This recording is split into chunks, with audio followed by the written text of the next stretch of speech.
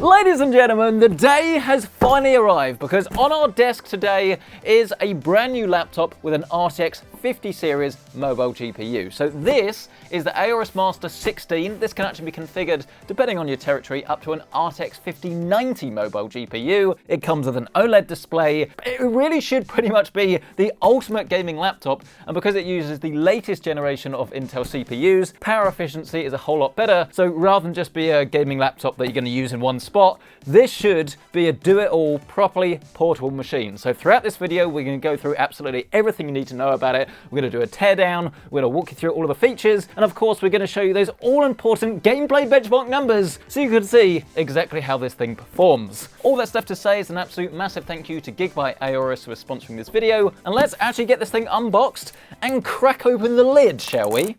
That was kind of supposed to be a joke about like opening the laptop lid, but I don't really think it worked. But anyway, the way I actually want to start this is just by saying I am genuinely really excited because every new generation, regardless of whether it's desktop or laptop, will always bring new features, new performance.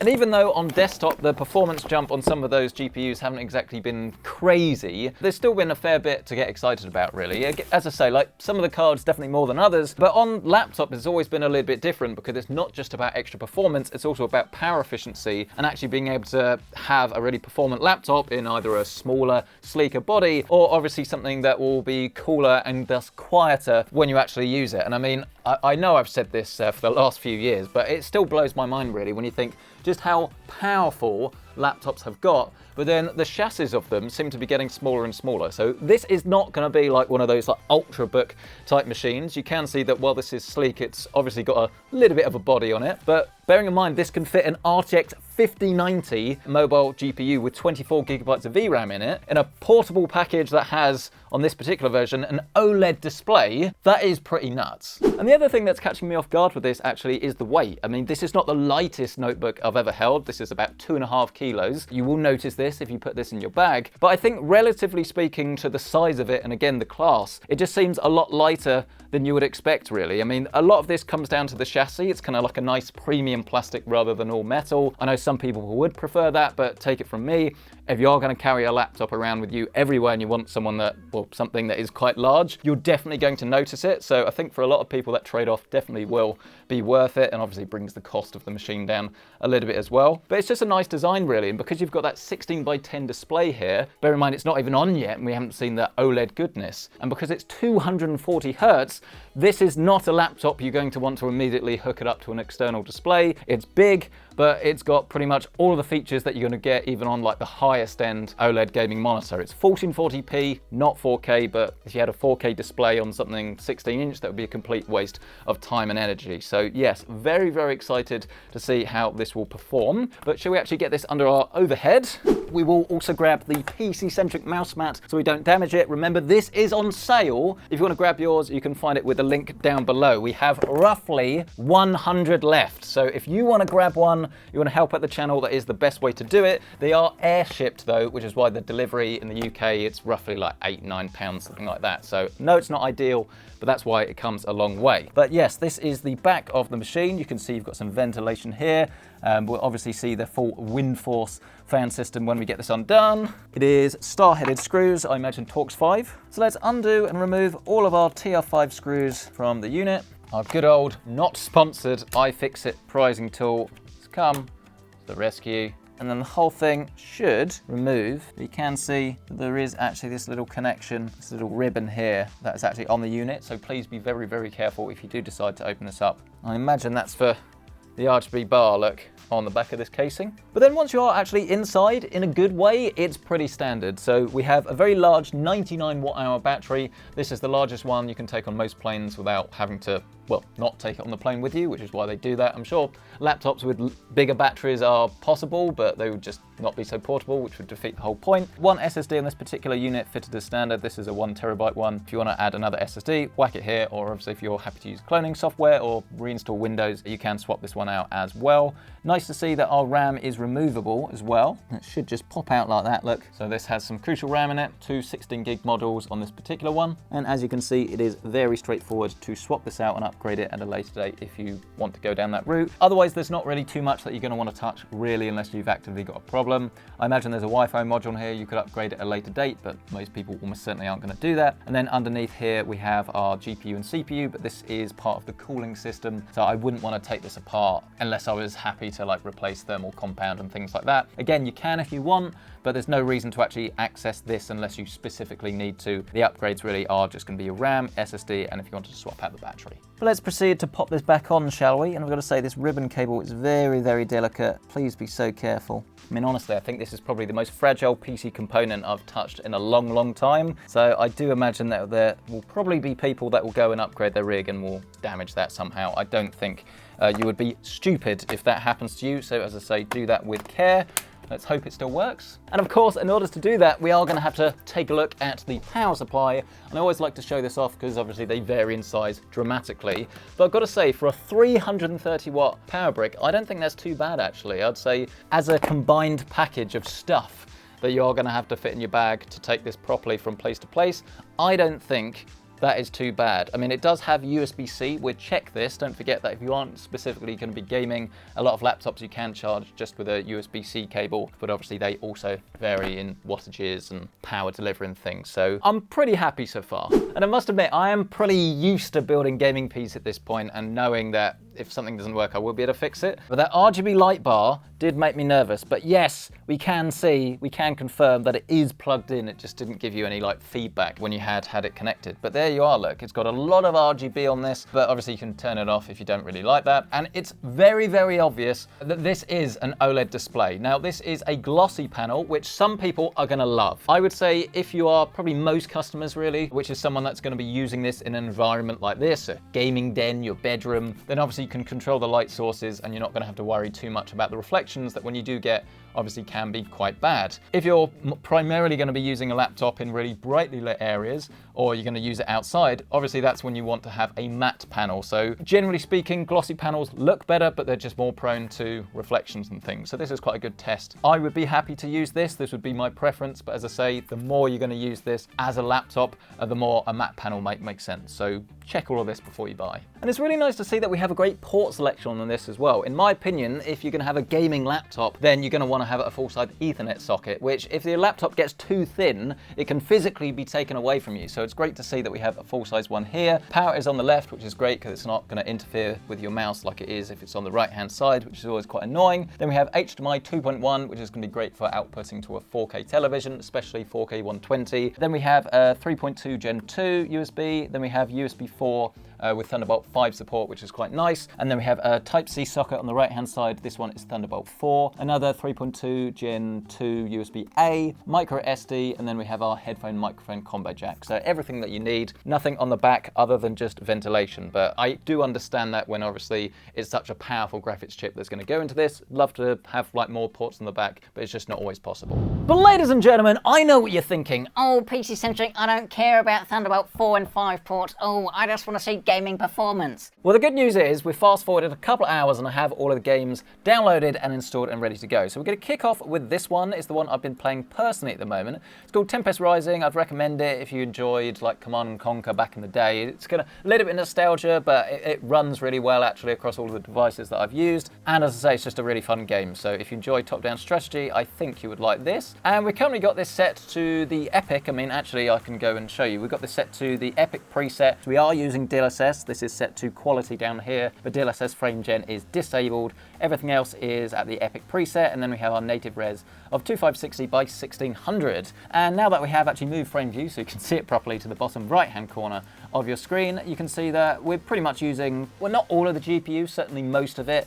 with around about 92% of that utilization. I mean, you could turn on frame generation here if you wanted to, and obviously you get a high frame rate as this is a 240 Hertz display. But as it's a top-down game, it doesn't really matter, to be honest. It would affect your latency, but you probably wouldn't notice that either, so it's entirely down to you. But yes, around about 130 FPS in a game like this at full res, not too shabby. But relatively speaking, of course, that was our easiest game. We're going to press on now to probably the most intense, some Indiana Jones, all of the ray tracing, all of the DLSS, we'll probably show you that. But in terms of full specifications for this individual machine, we have our 32 gigabytes of RAM. This is running at 5600 megatransfers a second. second. The exact model that we have here is the one with the Ultra 9 275HX. This is a 24-core CPU, 8 of which are performance, and those are the ones that you're going to use most of the time for your gaming. The rest will be for background tasks, but then obviously when you're doing productivity, they all work in tandem to give you great multi-threaded performance. We have our PCI Generation 4 SSD. This one again is 1 TB in size, and then you do also have the integrated graphics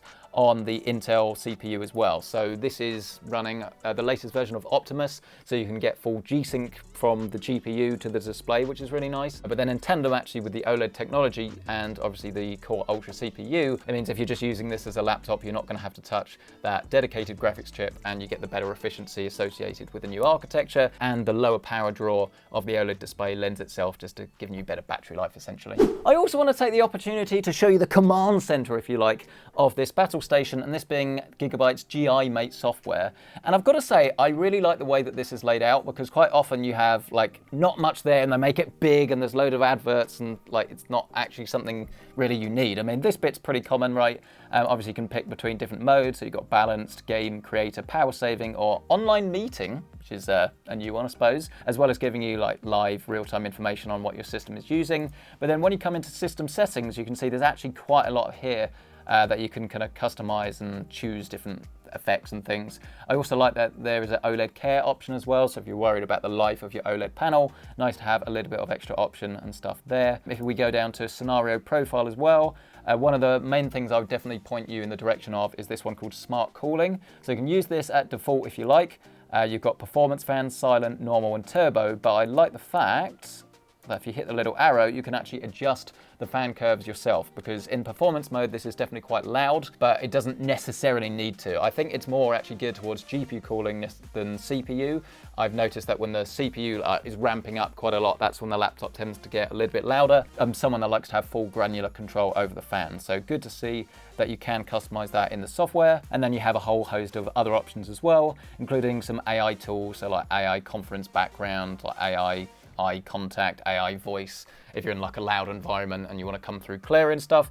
It's great to see that it's all kind of integrated in one bit of technology that's quite easy to use and obviously comes pre-installed for everyone. And indeed then, here we are, some Indiana Jones. And I took the opportunity yesterday, while I was actually unwell and off work, to do the really hard job of just progress all of the games that I've been playing recently to make it more interesting for you. The things I do, play games technically that day for a living, but I was feeling poorly and had a stomachache. So feel sorry for me. I was working, I promise. And what you're seeing here is the high preset. So remember, this is a game that does actually have ray tracing baked right in. It looks really nice actually. We have this set to the full resolution of 2560 by 1600. I've also set this to be full screen rather than letterboxed, which is why it's taking up the full 16 by 10 display. It is worth noting that we're using DLSS here. I've deliberately set this to performance, which I wouldn't have done on the previous generation of NVIDIA GPUs, but now you have the latest transformer model of DLSS. It basically means you can turn it down an extra notch.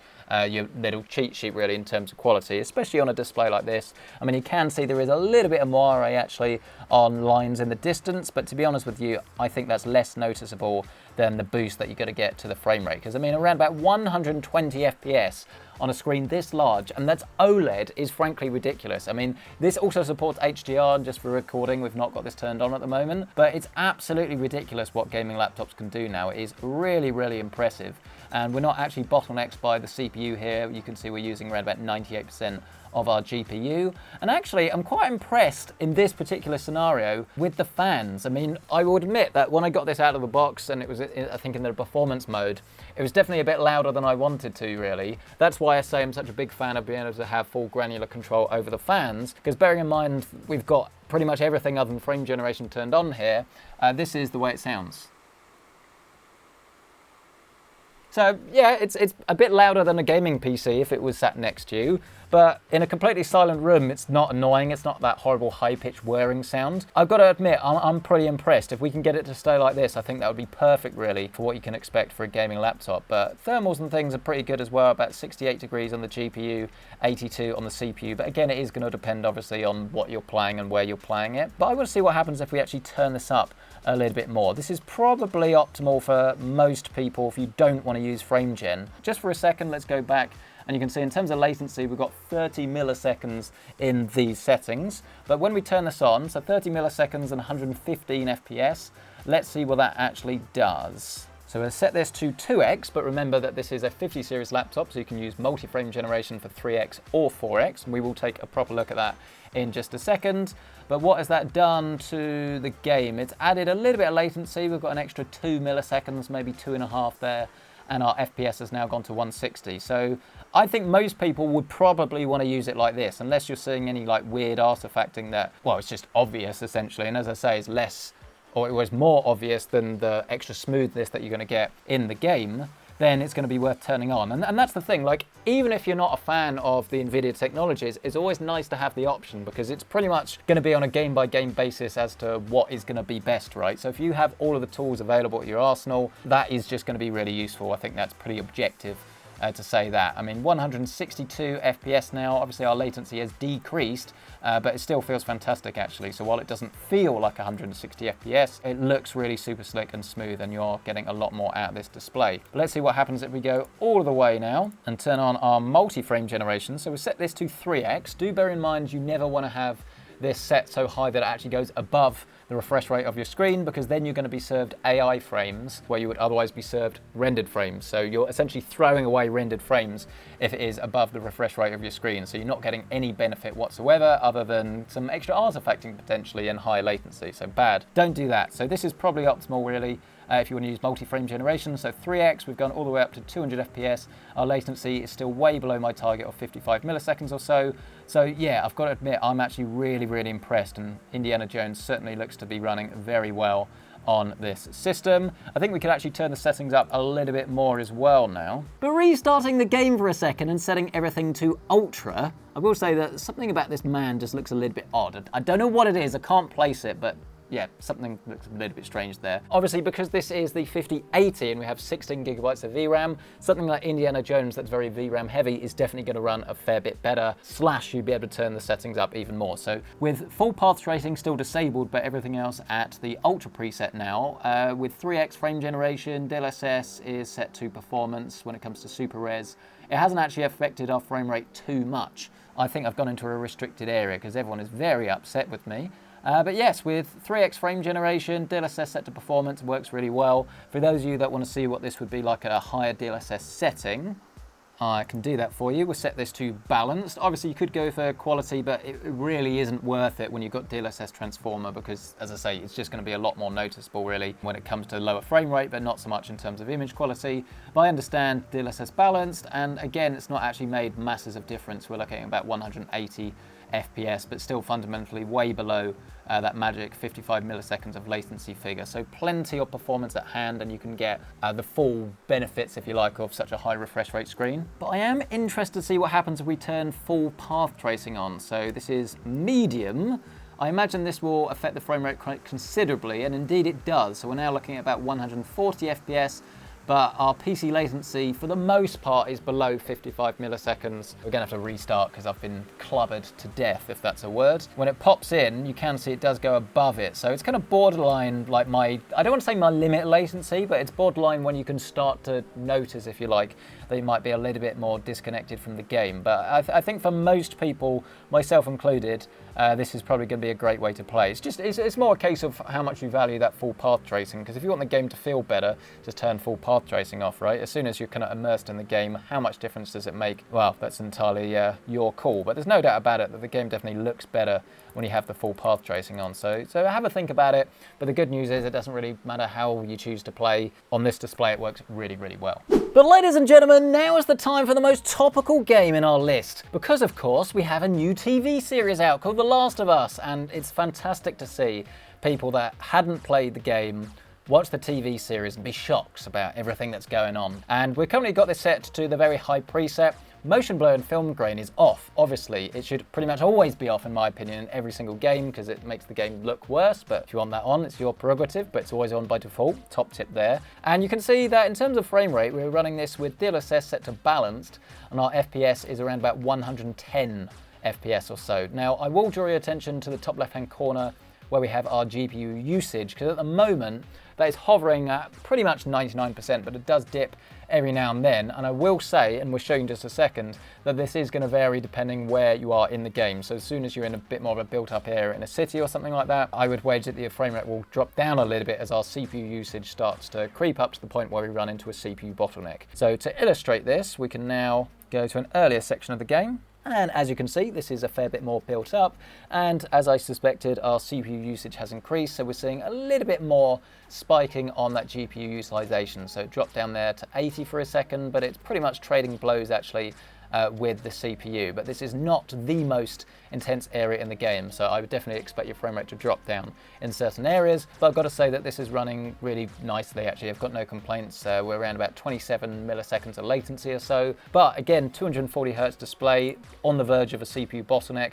This is where if you went into the display options and you turned on your frame generation, as you would expect, the frame rate does now increase past the barrier of that CPU bottleneck to around about 176. Now, the way the game feels will technically be worse because obviously the latency is higher, but it's kind of a little bit weird because as long as it's like below 55 milliseconds, your brain almost like fills in a little bit of the blanks because obviously what you're seeing is smoother, so it kind of counteracts a little bit if the game doesn't feel quite so nice, but it's nowhere near the point where it's noticeable anyway. So I would say that this is definitely a net improvement and I would definitely want to use it if I was playing this game on this particular laptop. But obviously it depends on the refresh rate of your screen because again, if this was like 120 hertz display, then the frame generation would make the experience worse because you'd be served AI frames rather than rendered ones in certain situations. But I've got to say, this display not only looks fantastic and you get the true perfect blacks, of course, with this being OLED, but you get the response time as well, and then all of that extra goodness from the frame generation. So it's not going to be for everyone in every scenario,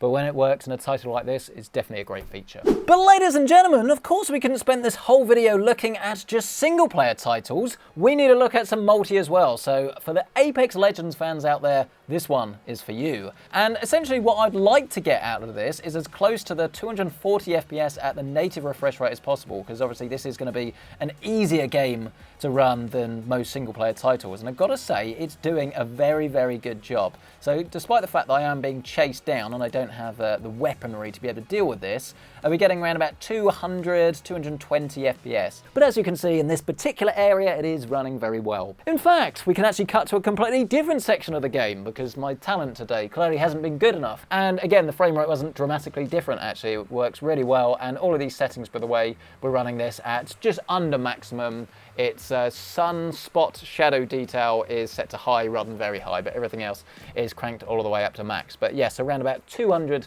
to 215 FPS, personally speaking, I think is really, really impressive. Not to mention, again, the fact that because this is an OLED display, the thing you're actually looking at looks dramatically better. So OLED gives you better response time, which in a multiplayer title is really useful, especially when it's paired with a high refresh rate panel, because it means you can actually see more without getting blurring on your screen. That can be really quite annoying. But obviously you get all of the benefits of the extra color, all of the extra contrast, and the true blacks as well. And this will also carry across if you want to use this for like media and entertainment and things as well. Comes with Dolby Atmos audio for immersive audio, and then you get Dolby Vision support as well. So if you're watching anything that supports Dolby Vision and you watch it in HDR, you can get better visuals. So do I want to be boring? Okay, I'll be boring. basically it's got dynamic metadata, so it's more a per scene basis that is actually graded for rather than the whole thing, and it just means you can either get better highlights or more detail in the shadows and things. Told you it was boring, but that's what Dolby Vision does essentially. But all in all, I gotta say, I'm really impressed with this. I mean, 50 series actually in general, as I say, it's been a bit hit and miss, but laptops, when paired with a display like this, it really does make a whole bunch of sense. I'm not saying you're going to use it in every single game, far from it, but as we've shown today, it doesn't matter if it's something as intense as Indiana Jones with ray tracing or something like Apex Legends that's a bit easier to run. Having all of these features and all of these technologies and obviously the hardware to be able to run it, it works really well actually, and I've got to say, I'm pretty impressed with the end result. But the question very much goes out to you guys on this. Are you interested in 50 series laptops? Do you think the performance that we've seen here has been very impressive? And I guess in terms of like all of the options and all of the settings and things, what do you think is optimum these days? Because there's so many different things you can turn on and turn off. What do you use? And I guess if you use them, do you think they're specific more to laptops, desktop, or what do you use? I'd love to hear your thoughts on this. If you do want to check out current pricing on the Master 16, I will leave My affiliate links to this listed down below. By the way, smash the like button if you've enjoyed this video, get yourself subscribed, and we'll catch you in the next one.